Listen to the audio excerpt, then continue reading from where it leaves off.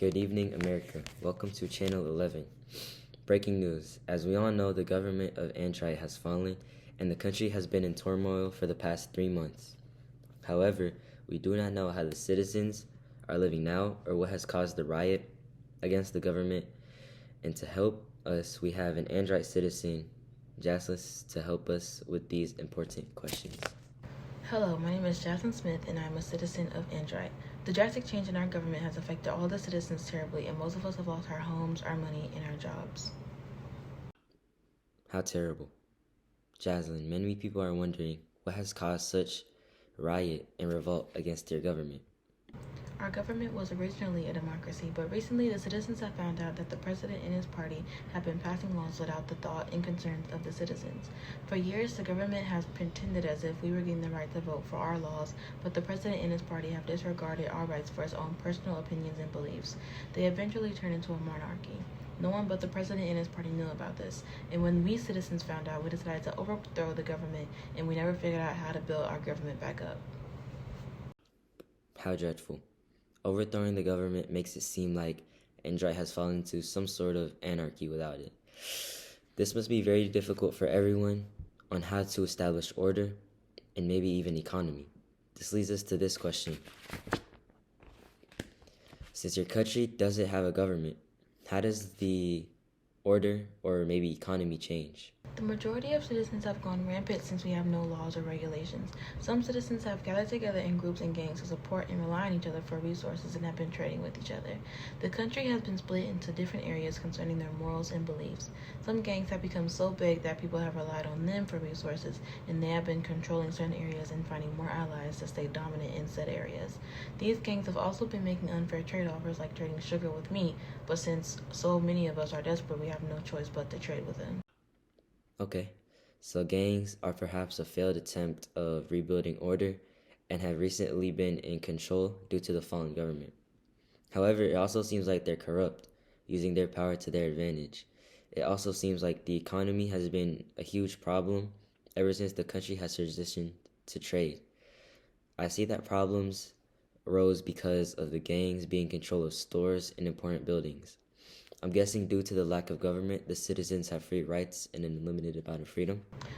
Yes, which is a huge reason as to why there have been an excessive amount of unjust behavior.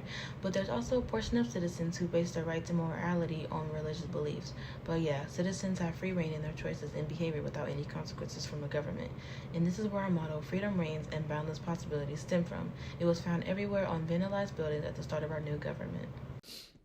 Free reign and choice must be both a blessing and a curse. Without repressed rights, people are happier and more free. However, it leads to unjust behavior, just like you said. I'm really hoping the best for your country. Let's move on to more personal things.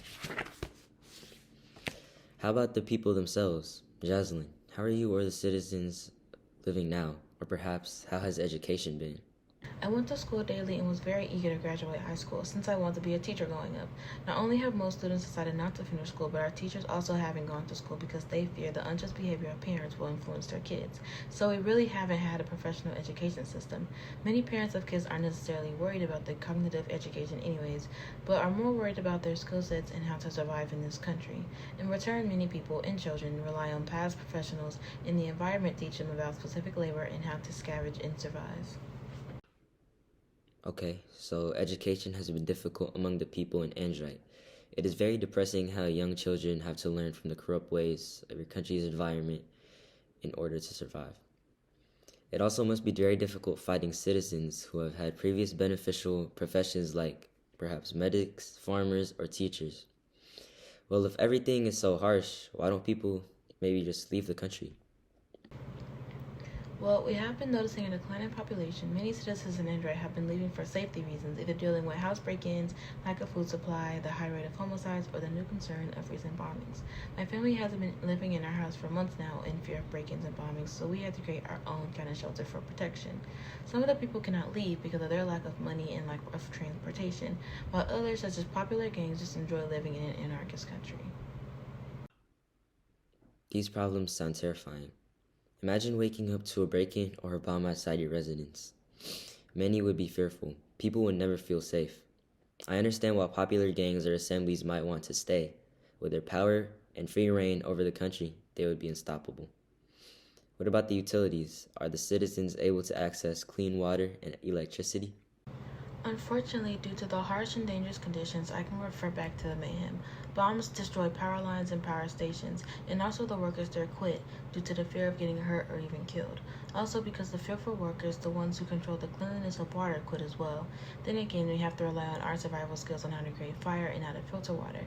Some people are lucky to have power generators where they can access communication and electricity. Your situation in Android is very concerning. I wish the best for all the citizens there. Hopefully, world powers could hear about your country's situation and offer help. Well, this leads to my last and final question. Do you think Android will ever resort back to its original government? Hopefully, there have been attempts to rebuild a stable government, but too many citizens like this anarchist state of being. It's going to be very difficult for the entire country to agree on one thing, but I still have hope for us and for our country. That is very powerful. I have hope too. Well, for this concludes our investigation and interview with citizen Jaslyn Smith of Albertaville. Jaslyn, we thank you for sharing the conditions of your country and people. Citizens nationwide will soon hear of your struggles, and may justice and peace be brought to your country. Then again, everyone, we appreciate you for listening to this news interview. Be certain to stay in touch with Channel News 11. We are live every morning, 7 a.m. to 7 p.m. Thank you, and have a great rest of your day.